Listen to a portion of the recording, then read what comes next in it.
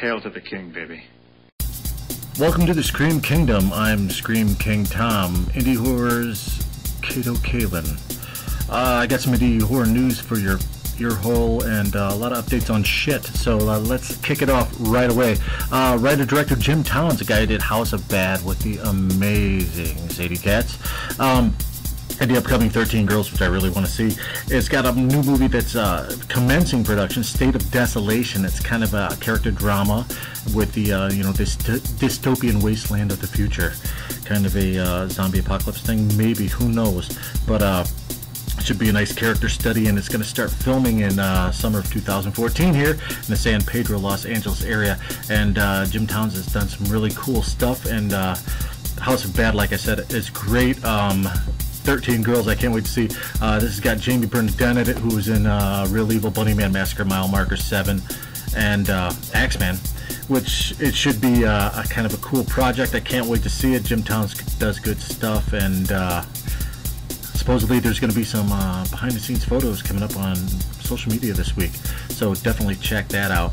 On the Friends of Nerd Remix front, Sisters, new film written and directed by David Zagorski, stars 3 former Nerd Remix Horror Hotties of the Month. My lovely friend Jessica Cameron, the amazing Devaney Penn, Melantha Blackthorne, and Sarah O'Dassey, who is knockout gorgeous. It's kind of a witches thing, and my boyfriend's back, and yes, there is trouble when witches are involved. Can't wait to see that. It looks going to be, like it's going to be a really cool, really dynamic, and really hot movie. And I always enjoy the witches and paranormal, occult type things. So check that out. Speaking of Jessica Cameron, with Truth or Dare, she's tearing up Crypticon this weekend, or did tear up Crypticon this weekend, with the Saskas in tow. They appeared there also.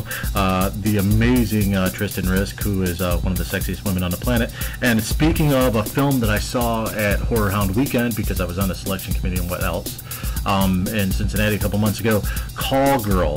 The directorial debut is a short film by Jill Six, and I'm gonna fuck your last name up.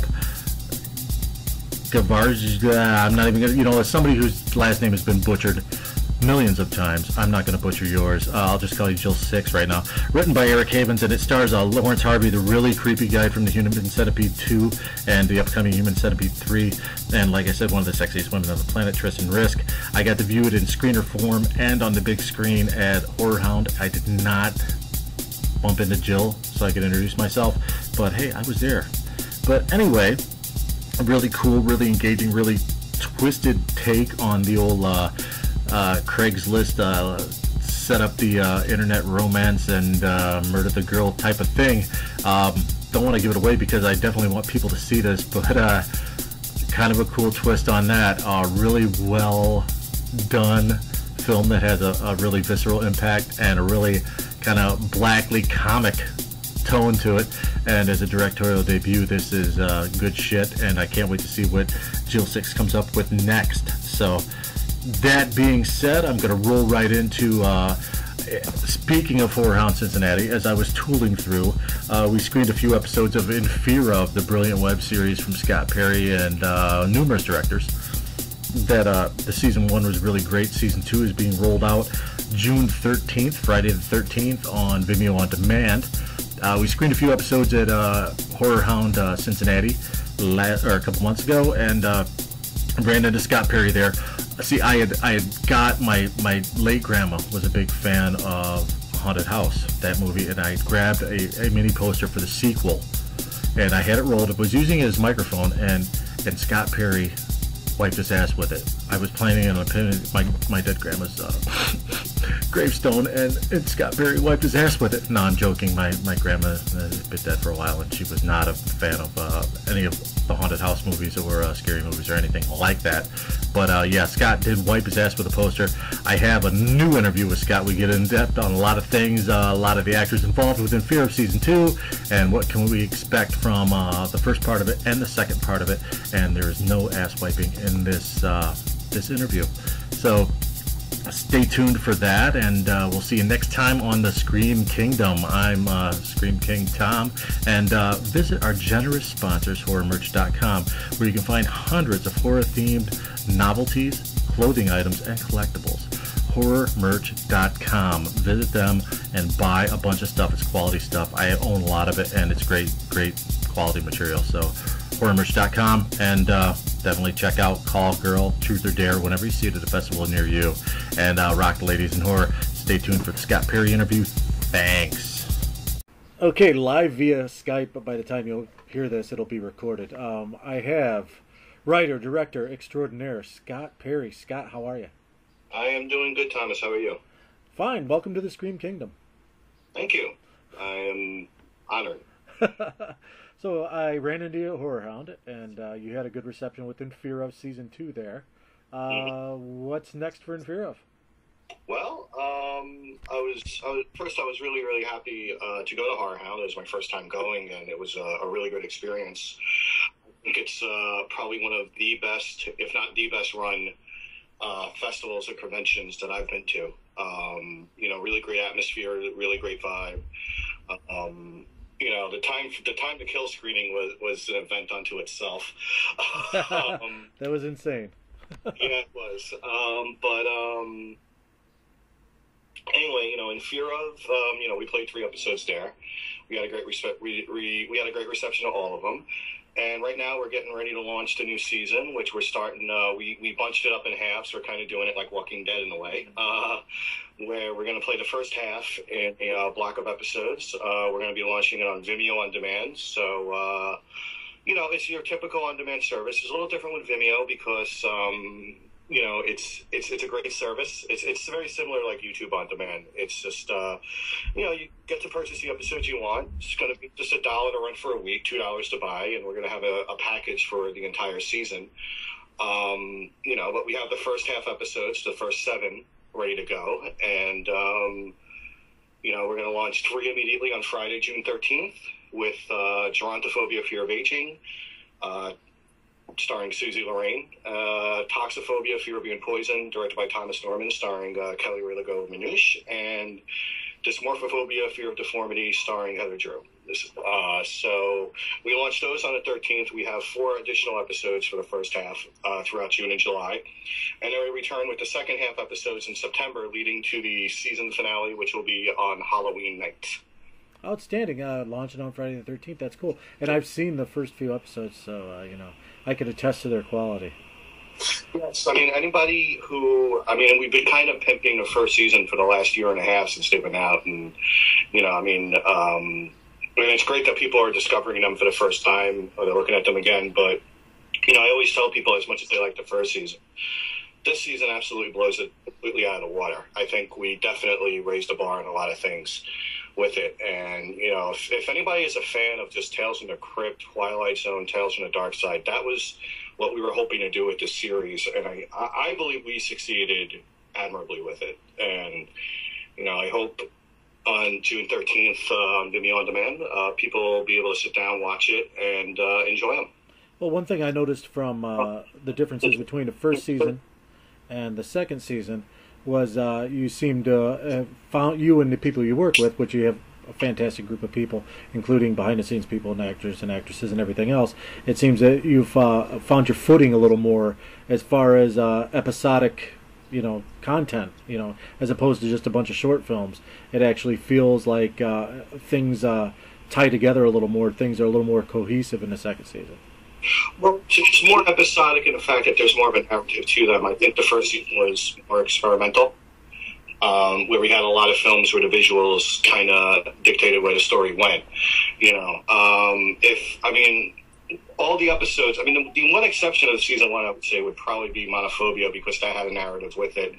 A lot of the episodes of this season are more in terms of that regard, in terms of, there's now a set structure for each story, and there's a story to be told in a more traditional format that I think more like a more traditional horror audience would understand and get more.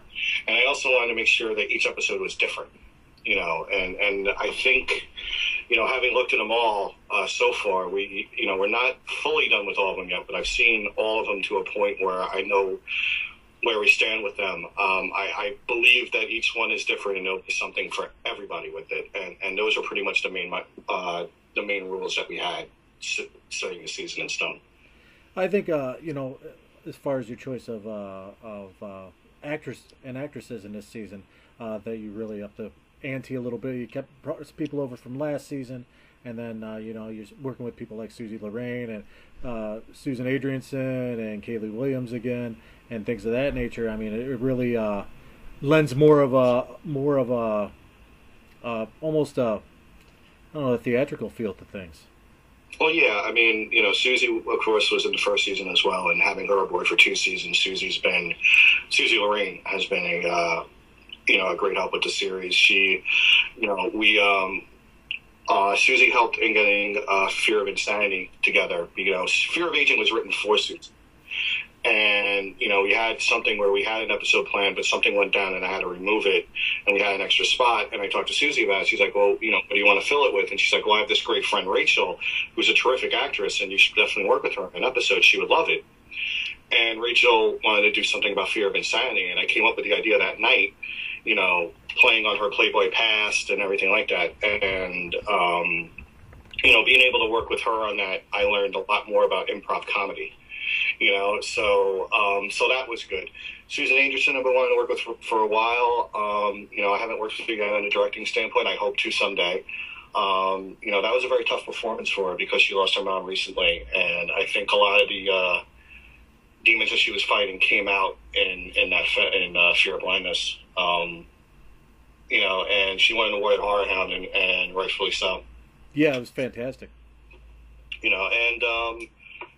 And I got to mention, since you were talking about actors and actresses, I have to mention Ann Bobby, being involved, which, as you know, for a while, I'm a big fan of horror films, and, we're all a fan of something. It's why we want to do this. And, I am completely obsessed and a huge fan of all things Clive Barker. And when I first read the script for Agoraphobia, Fear of Leaving Home, I wanted to see if I can get somebody for Robert Brodmerkel, who wrote this fantastic script. And when the possibility came with Anne, and she agreed to do it, I was pretty much to the moon with it. I think she gave a brilliant performance, and it was just, for both Bob and myself, who were big fans of Nightbreed, the original cut, to work with her and to work so closely with her and everything was yes, it was a dream come true, but it was also amazing to see that she believed in the concept so much, she wrote and produced her own episode for it. Yeah, speaking of the Barker feel, that particular episode did kind of have a little bit of his kind of sardonic humor that maybe not comes across in the film aspect, but certainly his writing. Yeah, I think so. I think that was definitely there. I know. What attracted Anne to that particular episode the most was that, and it's why we went black and white with it, is we wanted to emulate a Twilight Zone episode as close as possible. Like, we wanted to make it like if we were able to go back in time and we can slip this episode in the CBS vaults, people would look at all the episodes and it would play in between two classic episodes and nobody would know the difference. That's what we were going for with that. But as far as, both Bob and I grew up on Clive Barker. He's our favorite author, our favorite creator. And I know a lot of the work that I do is inspired by him. And, but the key is that we are inspired by him, but we don't want to copy him. And I see a lot of people making that mistake when they're inspired by somebody. They want to emulate and they want to copy everything that they do because they they don't fully get the reason why this person is inspiring in the first place. That's just my opinion on it. I think you accomplished what you set out to do then with that episode, and it certainly brought the house down at Horror Hound. I mean, they got a really great response, and I think I did hear standing ovation, which I was not expecting. there was more than a few people saying Twilight Zone right after that too. So mission accomplished.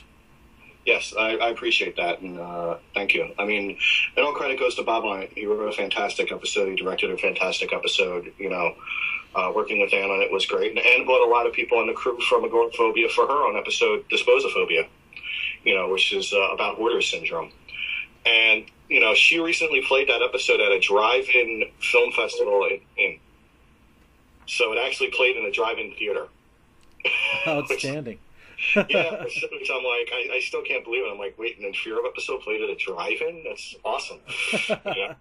I mean, I think a lot of people that are revisiting season 1 and that are gonna gravitate towards season 2 are gonna see something that they probably aren't expecting, and that this doesn't scream indie.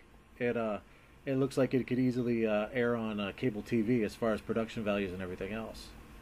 Well, I do appreciate that. That was definitely a goal with this, and so far the feedback kind, and and I do feel like the best is yet to come with the season. In terms of seeing these episodes, and I hope when people see it, as I said, when you saw them, it's an hour. The first 7 episodes are an hour and a half worth of content.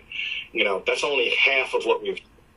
So it's like after we release them, 2 months later, there will still be another half of episodes. And those are, some of the talent involved in that, includes Debbie Rashan, which I co-directed an episode with, Kaylee Williams, Larry Wade Carroll, Myra Leal, Barbara Rosenblatt from Orange is the New Black. Just really, really great talent and great individuality within this talent to bring, with their own unique voices to be put into it, to create this one unified front, which is basically showcasing our greatest fears. Yeah, so. And that's one of the great things that I enjoyed about this series is that even though each one is about a particular fear, you can't really put your finger on what subgenre of a horror it might fall into just by the title. I mean, it could be a slasher type thing, it could be a supernatural type thing, and that's what I think keeps it fresh for me anyway. Yeah, well, I hope it does for a lot of people, and I think people like that. I think people like that variety of it, and it's kind of funny because I kind of did say to somebody, it is more of a variety show than anything because of the fact that the horror genre can be, there's so many different subgenres within it that if you showcase how wide the genre can go, I think people would really appreciate that. I know for me as a director, I never set out to make the same film twice. So, because I want to show how different and how varied certain things can be, especially within fears. For Fear of Aging, we did a comedic standpoint on it. For Fear of Blindness, we went to a psychological horror standpoint on it. For Fear of Sexual Harassment, we went to a 1980s setting.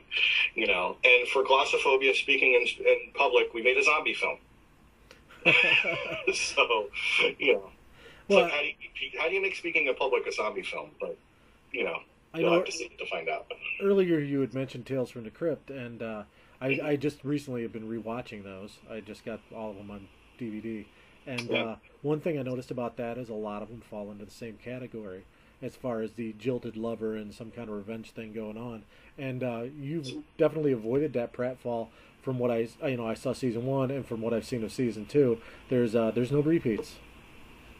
Yes, I appreciate that. I mean, that's one thing we were making sure of not to do. I mean, it's weird. I kind of feel like Fear of Aging is kind of a spiritual successor to Monophobia in terms of its dark tone, in terms of its dark comedic tone.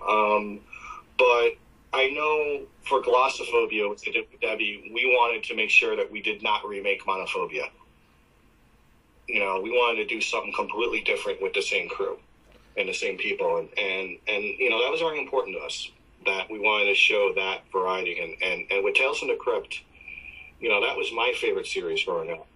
And, I think it was I believe it was Saturday nights on HBO. I just remember going up and watching a new episode and getting all ready for it, And, when we grew up, because I'm in my 30s, and we were lucky. We had Tales from the Crypt. We had Tales from the Dark Side. In the 80s, we had the Twilight Zone revival. We had amazing stories. We had monsters. We had a lot of really good horror anthology shows. So it's weird because we had far less channels, but we had more variety for horror. And I kind of feel like what this series is, and I think it's filling that void that is missing. And I think a lot of horror fans miss that. I think a lot of people growing up miss that, that feeling, of, hey, let's check out a new little short tale of madness and chaos and everything. And I'm hoping this void will be filled with Infero. Yeah, I noticed that too. I mean, horror on TV, certainly today there's a lot of examples, but nothing like you mentioned, what we had, nothing like a new short film every week. Yeah. No, definitely. I mean, and that was the one thing that kind of surprised me, with because it is a lot, I'm not going to say easier, but we have more access to better technology now, where we could make TV standard quality with a very minuscule budget. And, I was a little bit surprised, and I'm not saying with just Infero in general, but that the horror series format in terms of web series, that not more people are doing it, because there is a huge market for it. And I think, as I said, I think people, when they see where it is and they look for it, I think they will embrace it and they would love it, because horror is the one genre where you don't need a star for it. The genre is the star. And I think horror fans, if it's good and if it's something that whets their appetite, they will be loyal to it no matter what. Yeah, I think you touched on what was probably going to be my next question. Nice segue, by the way. Will we ever see a DVD release? I would like to. We are talking about that. We have a couple of other projects that we're working on. In addition to that, we're looking at many options right now. DVD is definitely one of them. I've gotten a lot of feedback for it. We're definitely going to look into it. The biggest question when it comes to that is, of course, is distribution. And we're in an age of self-distribution and self-marketing in a way, so I want to make sure that if we do it, we do it right. So it will definitely be coming. It probably won't be very, very soon, because I want to make sure that the option is best for the series and for everybody who's worked on it. Well, you could always try to sell it to cable, too. I mean, there's some options now as far as, I don't know what they call the Chiller channel now since they merged with FearNet, but then you also have the El Rey network now. The only thing I can confirm at this time is we are in talks. Oh, yeah, really? Yes, that's the only thing I can say right now. I got one last question for you, and I always ask you this, and I think it's a dirty word. Feature. When we go see a feature from you? Oh, God. All right.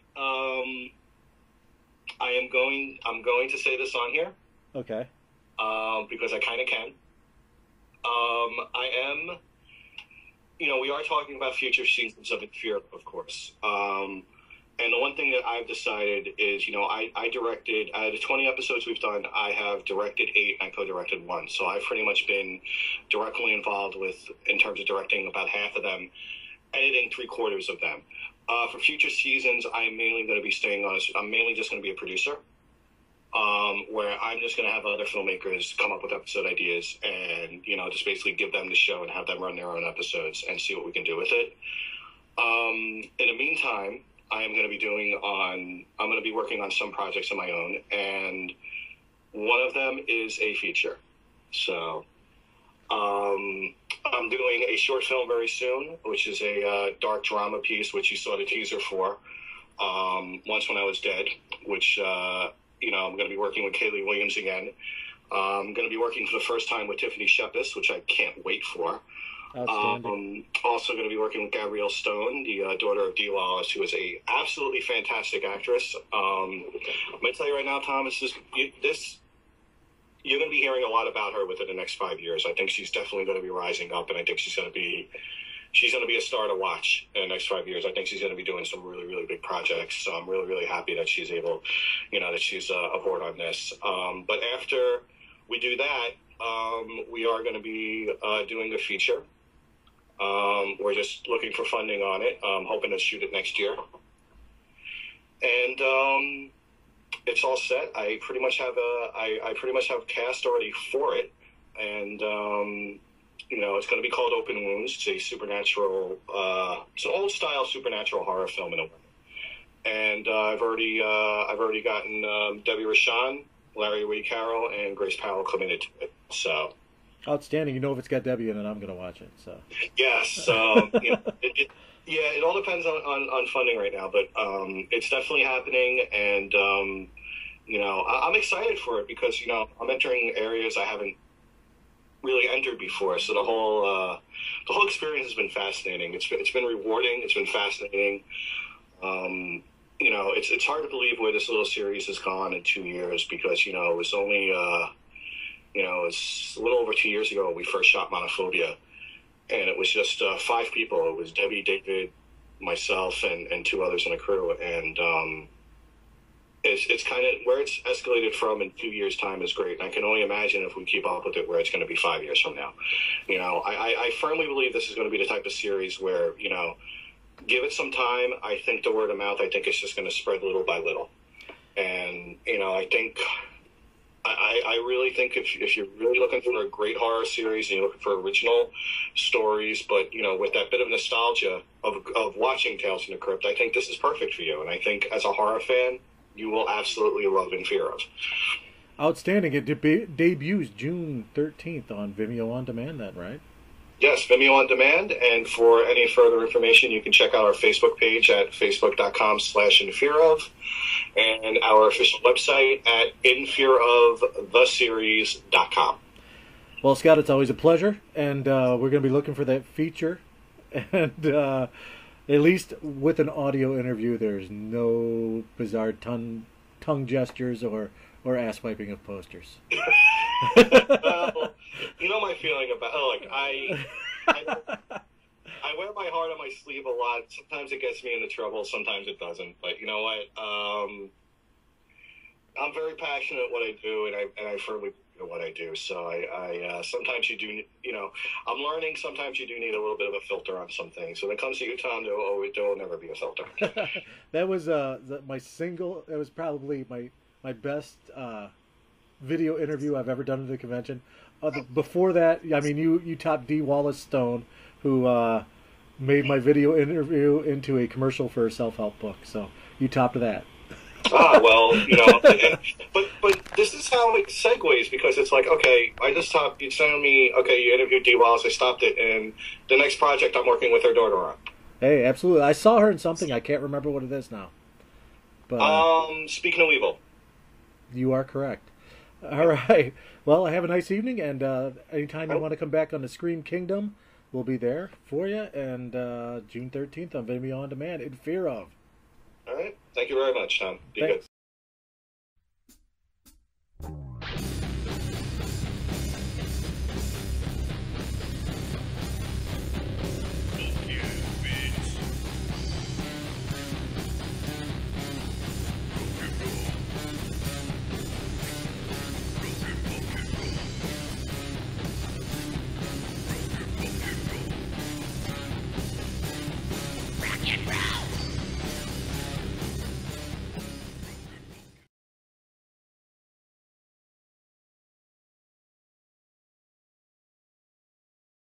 Oh.